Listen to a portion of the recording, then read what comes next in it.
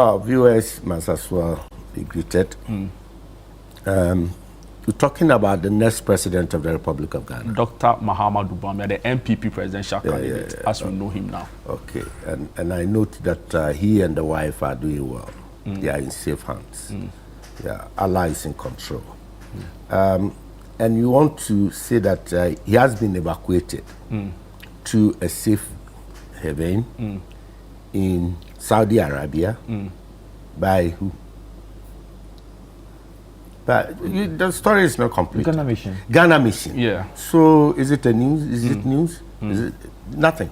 You see, we are building a country, and we've built a country since the days of Dr. Kwabena Kokofu.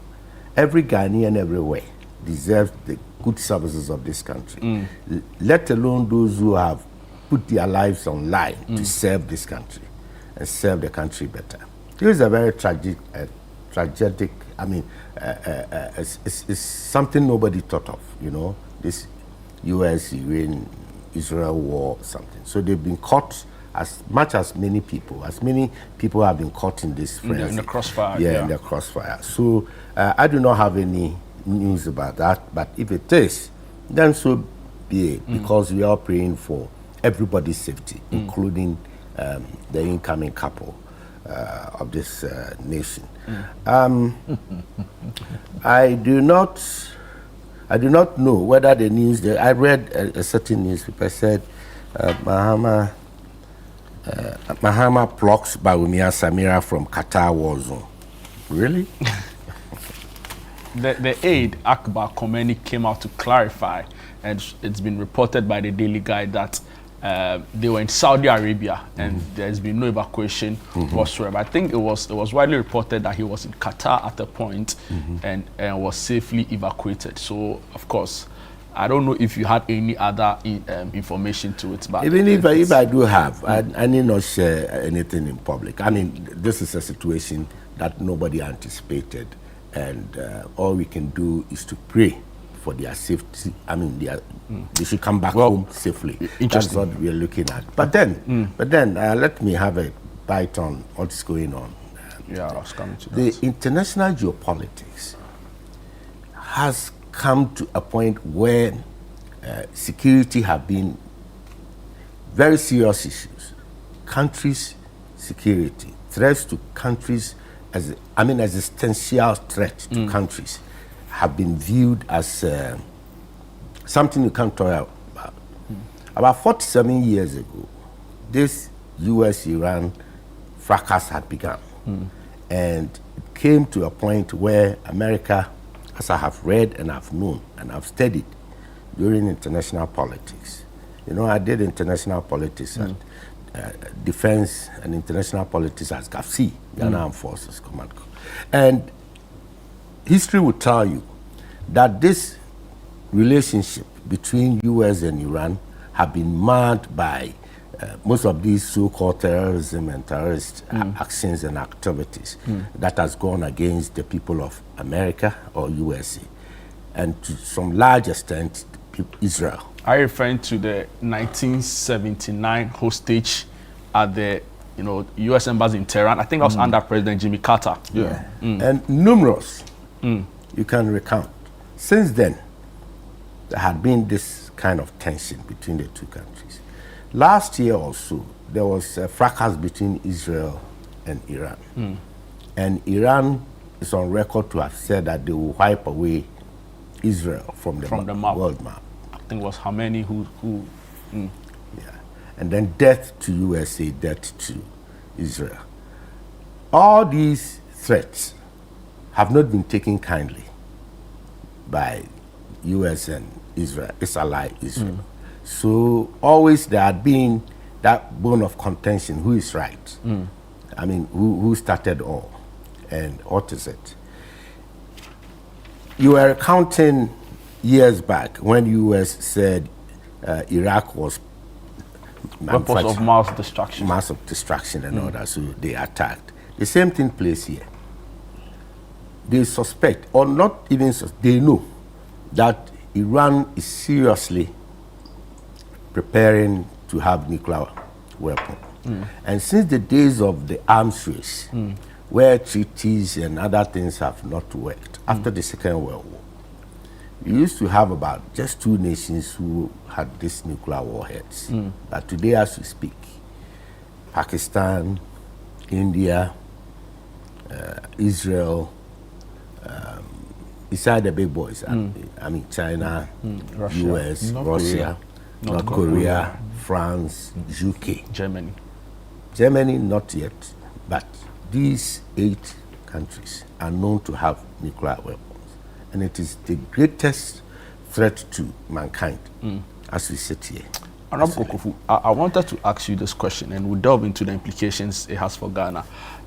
We've heard from the Trump administration, in fact, their defense Secretary of War, as they now call it, Pete Hegseth. We've heard from him, we've heard from the Vice President, J.D. Vance, even the President himself. But there seems to be a mixed messaging in terms of the motive for the war. So whereas in one breath you have maybe President Trump say this is to destabilize their nuclear sites, we've also heard other people say this is a regime change war. You know, analysts also points to their oil supply to China and the fact that these are 2 superpowers, you know, competing. Per assessments, right, of all that's ongoing, what will you say are the motives, you know, the real motive behind this war? Well, the real motive is one, but the results may be many. The real motive is to disarm Iran, to dismantle the threats that hangs on the head of USA and Israel. That's the real motive. But the result will end up in getting a regime change and also modifying commodity, as you put it, oil or whatever. I mean, that kind of economic interest. So you may be wrong when you want to mix both. All of the issues. Yeah, the motive is one, and for me it's one, to avoid security threats. And that is key to every nation. We sit here in Ghana and we've lost precious lives in Burkina Faso without any cause of provocation. We've lost them. They are all security threats. When you profile the national security architecture and pointing, you get to know that a country like Ghana, we are almost naked. We are very vulnerable. Very, very vulnerable. In the event of any attack, I don't know how we're going to be able to defend ourselves. So these countries, advanced as they are in armament race and all that, the capability is there. They have the capability. But who determines who can have a nuclear weapon and who can't have a nuclear weapon? Well, that one I leave it to you and everybody. Because you see, US and Israel think the regime in Iran, they term it as very irresponsible when it is armed, because they are oppressive, they can do all manner of things, they are supporting and financing terrorist activities all through around. Their proxies, Hezbollah, Hamas, and all that. Houthis. Yes. So in order to dismantle that cell, in order to avoid escalating, you need to disarm them. That's what they're saying. I'm not justifying that, but we are trying to interrogate what it is. It may be academic, but there's the reality on the ground. So if it is a regime change, it's to be an end result. If it to be an economic advantage, as per oil exploitation or exploitation, that will be an end result. But the real intention is to disarm Iran. And you see the regional security, I mean the Middle East, has never seen peace. In a long time. In a very long There's time. even the Pakistan-Afghanistan war ongoing. And it will who says America has no hand in it? And it will In the continue. Pakistan-Afghanistan war. And it will continue. At one point, it was Iraq. When Iraq was being viewed as the bad boy in the region, US and others were backing Iran. Okay, they were backing some militants there. Is that what you're saying? You see, always they need that balance. US built Iraq against Iran in the past. Yeah. Turned around, Yeah. gave Iran support against Iraq. Yes, so they always So want it's all about interest. It's all interest. Yes, so they always want to achieve some form of balance within the region. You can be strong, but don't be stronger. Did the U.S., and very briefly on this, did the U.S. undermine Iran's resolve to defend itself? Because we are seeing of the retaliatory attacks at U.S. bases in the Middle East. So Kuwait have been attacked, very badly. In fact, they lost 4 servicemen. The U.S. lost 4 soldiers at the Kuwait base in an attack. We've seen attacks in Bahrain. We've seen attacks in Jordan. Did the U.S., with all of its military might, underrate Iran's resolve to defend itself? Oh, not. But this is not self-defense. This is a retaliatory kind of thing. It's not self-defense. You see, you are exposed.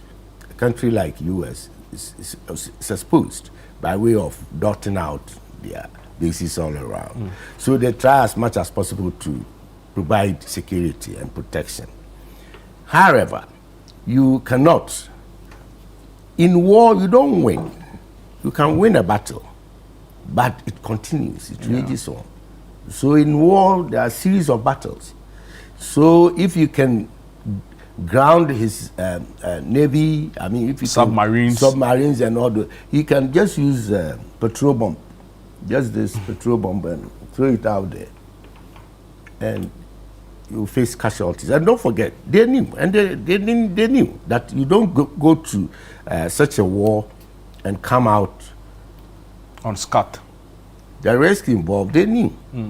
And so they've been warning their people abroad to be security conscious, evacuate, and all blah, blah, blah. And they have even said that they are prepared to record more casualties, provided they can achieve their aim. And their aim is simple, just to disarm Iran.